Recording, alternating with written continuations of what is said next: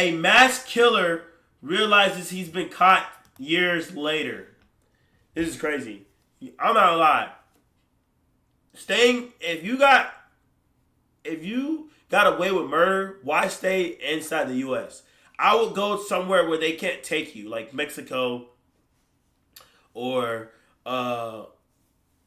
somewhere where they can't touch you, or Hawaii or something like that. They can't touch you those places. So leave the country. This is Ross Velarde, and for the last 8 years, he and his wife Amy have been living with a terrifying secret that these detectives are about to expose. I got assigned the case about the homicide that happened in Pendleton in 2015. We'd like to talk to you.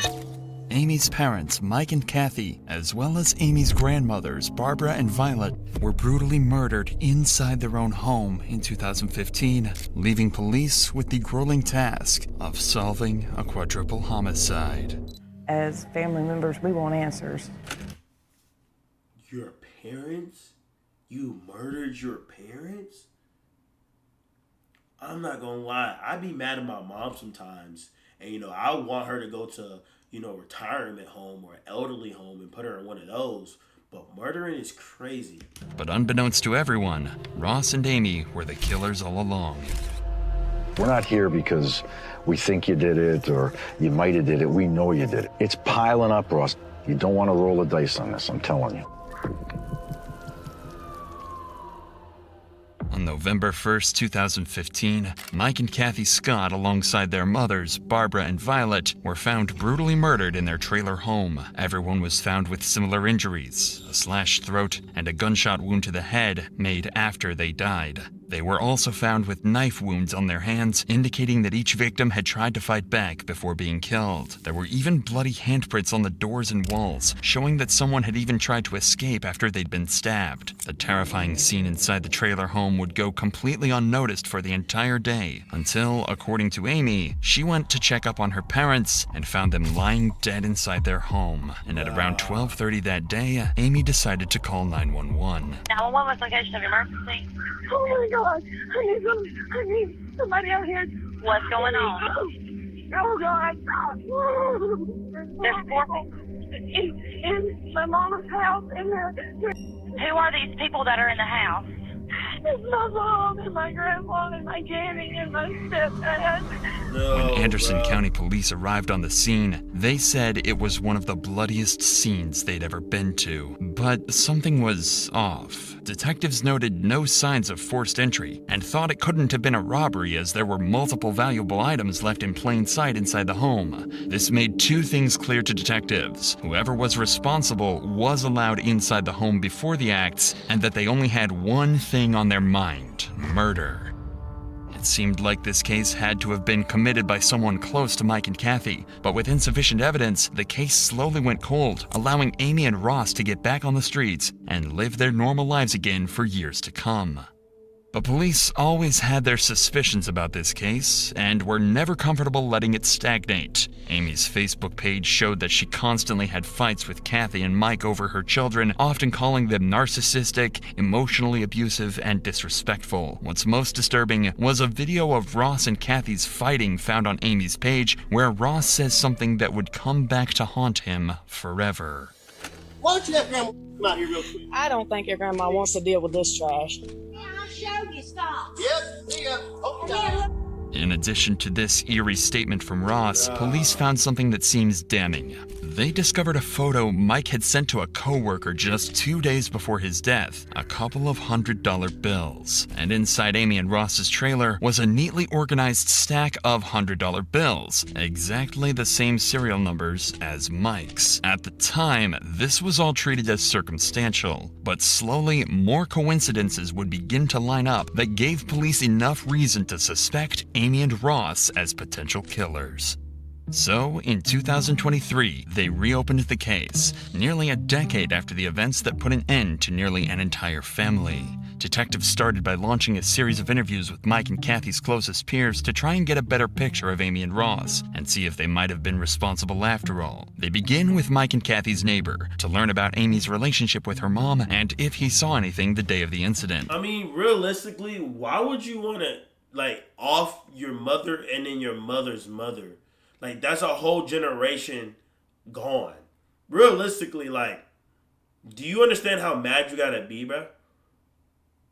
And then, why did it take like, realistically, the cops were stupid, bro. It took y'all 10 years to realize they did it. That doesn't make any sense, anything crazy like. With the daughter, got angry with her and kept the children from. Yo, W something, Vic. So tell us about that. It seemed that they really tried to help Amy a lot. And Mike and Kathy, they really took care of the kids. And it broke Kathy and Mike's heart. She just really missed the kids, and the two older ladies that lived there, they were used to the kids coming in and out. You think Kathy was afraid at all of Amy and Ross? No, she never expressed that.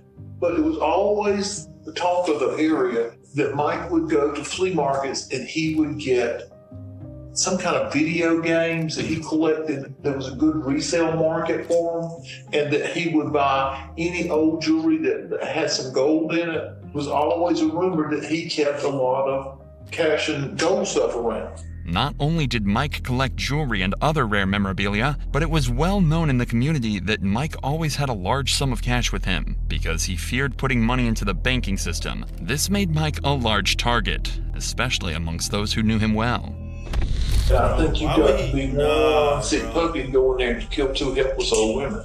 The thoughts that somebody came in and killed those people, I still have nightmares about that. This tells detectives that the murder could have been done for financial reasons, especially since this fact wasn't a secret at all. Couple this with the fact that Mike's money was currently sitting safely inside Ross and Amy's safe at home. A picture is starting to form of what might have actually happened that night. But still, nothing is certain at all, and police next head to Roxy Voorhees, an ex-employee of Amy and Ross's, who worked at their pet grooming business during the months leading up to the crime. Roxy had spoken to Amy almost every day for months before the incident, so if anyone had some information to give, it'd be her. And they were exactly right. What they found was so sinister, it blew the case wide open. Ross had made a joke and said, do you want me to It was a joke at the time. Right. Then later I was like, holy, I'm glad I didn't say yeah. Backdoor their parents for money. Isn't it just simple just to ask for it? Yo, chat, realistically, what's the point of killing somebody for money? Just ask for it. That, it doesn't make sense, bro. The grooming shop. I was in the back grooming, so I didn't hear everything that was going on. But it was something to do with money. Okay. Throughout working there, she'd always tell me about how she was.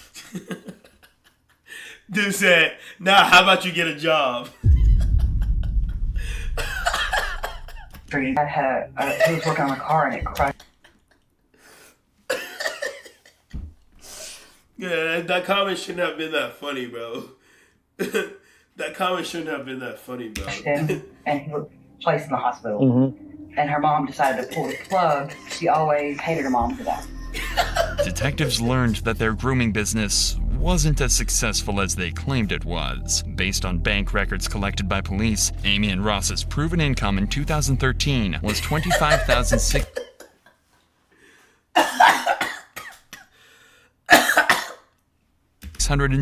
Amy and Ross's proven income in 2013 was $25,622. However, they make more than me. What the heck?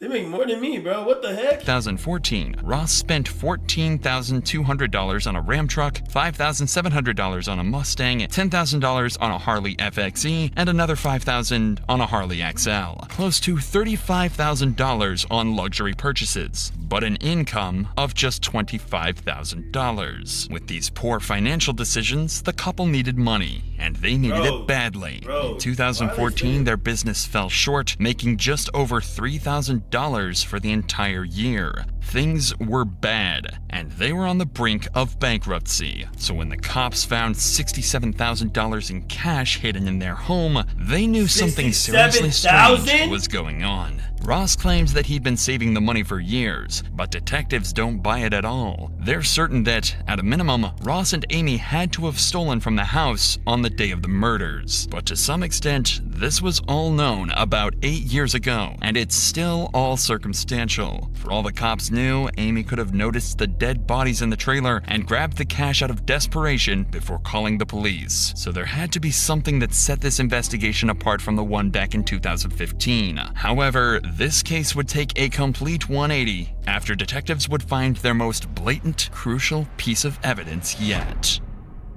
When going through all the CCTV cameras throughout the town on the day of the murders, police found footage of Ross walking out of a gas station that night. Nothing is suspect at first, until you look a little closer. The shoes he's wearing are Asics Gel Speedstar 5s, a model whose sole design just so happens to perfectly match the bloody footprints that were found inside the trailer. This claim was even confirmed by the shoe company themselves, and the pattern is unique to this specific model, making it clear to detectives that Ross Villardi is a cold-blooded killer. All the evidence had come together. The abundance of cash in Ross and... Bruh. I can't believe, bro, you got caught because you decided to wear some... What are those? That is crazy. You could have got away with this if you decided to actually put some drip on, bro. I'm going to be honest, bro. Dead ass. Like, I know you're pissed. In Amy's home, Mike's $100 bills in Ross's safe, identical shoes to the killer, and an ugly past with Mike and Kathy. Police now believe they have everything they need to charge Ross and Amy with the murders. So, on December 11th, 2023, they decide to confront Ross and Amy at their new home to finally uncover the truth about that night once and for all. Can you describe, I guess, your relationship with Mike and Kathy? I had a good relationship with... That's what I'm saying, chat. They should have just ran. They're like Bonnie and Clyde. Like, Bonnie and Clyde, like, they do this. They should have just... This is what I would do. Never mind. That's actually federal. Okay, hypothetically, if I did something like this, I would go buy an RV from Facebook Marketplace and go live out in the woods or something like that. Kathy, my relationship with Mike was really great, actually. It kind of turned sideways a little bit July 4th. So I think y'all had got married that year, is that right? Correct. In 2015? Yes, October 24th. The 24th. That would have been, what, about a week or so before? The detectives are baiting Ross into a trap, as they know based on the footprints that Ross did without a doubt step into the house on the night of the murders. Later on, they'll be able to confront Ross about these blatant lies in hopes they can shock him into a complete confession. That's another kind of red flag that I had as I was trying to just replay events leading up to the homicide. I actually used to go to college for psychology, and the way he's rubbing his hands and he's not making eye contact, he's lying. If you guys ever want to know if your boyfriend or girlfriend's cheating, ask them questions, and if they don't make eye contact, they're lying. If they're fidgeting, they're moving around, it's body language. When someone's telling the truth, they're moving like this. They're more expressive. Someone who's not lying, they kind of just more submissive, and they kind of like avoiding eye contact, bro. So, you're welcome. Should I have seen something? Ross is unknowingly digging himself into an even deeper hole. When the money is traced, it leads right back to his and Amy's pockets. But there's only so much Ross can do. The police aren't telling him that he's their main suspect, so all he can do is keep on lying, devastatingly unaware that they've already unraveled his entire scheme. Shovel the bullshit out of that front seat right now so Amy can get in. Mm-hmm. Bro, I'm not gonna lie. If y'all ever do something bad, bro, like, they fucked up. They should have never talked to them until they got a lawyer. Like, they cooked themselves, bro. Chat, this is where they messed up. They could have easily backed themselves out of certain things that they said if they had a lawyer. They had Jayoma, if they had somebody to actually be there, because you don't know what the police has. And I know this is kind of crazy that I'm helping you guys out in case you're doing something bad, but literally, police lie, bro. They twist your words, they bait you into a trap, and then boom, they got you. So realistically, you don't answer no questions. You plead the fifth. Talking, everything was kind of getting patched up. Me and my mother was not a horrible person. She was prickly. She always hated her mom. So can you tell us a little bit about that weekend when were you gone, when you got home and you found the bodies, or what happened? His mom's, my mother-in-law. to do Halloween. We went down there. We spent the weekend. What day did y'all leave to go down? Friday night. Friday night. It was Sunday morning. Sunday Damn. was And you know what's crazy? Why try to murder somebody when if they're respectfully they're about to die soon? Like realistically, like what was the motive? If y'all wanted money, couldn't y'all just wait till they literally like couldn't hold the money on anymore? Like people were like, don't think. With the 4 brutal murders of Kathy Scott, Mike. Bro, why would he? Bro just said everything. Like your lawyer's not gonna be able to get you out of this, bro. The lawyers are not going to get you out of this, bro. Scott, Barbara Scott, and Violet Taylor. The 2 are being held in prison without bond while they're tried in court. The couple's next court appearance is set for later this year, where they'll meet their true fate in the hands of a judge. Bro, they said life in prison, bro. He snitched, bro. Nah, bro. That's fucked.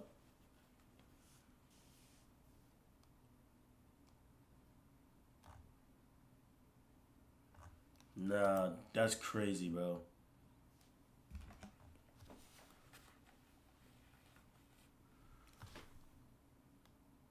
That's crazy. Watch Dr. Asani. Alright, what's the next video, bro, chat? What's the next video? What's the next video?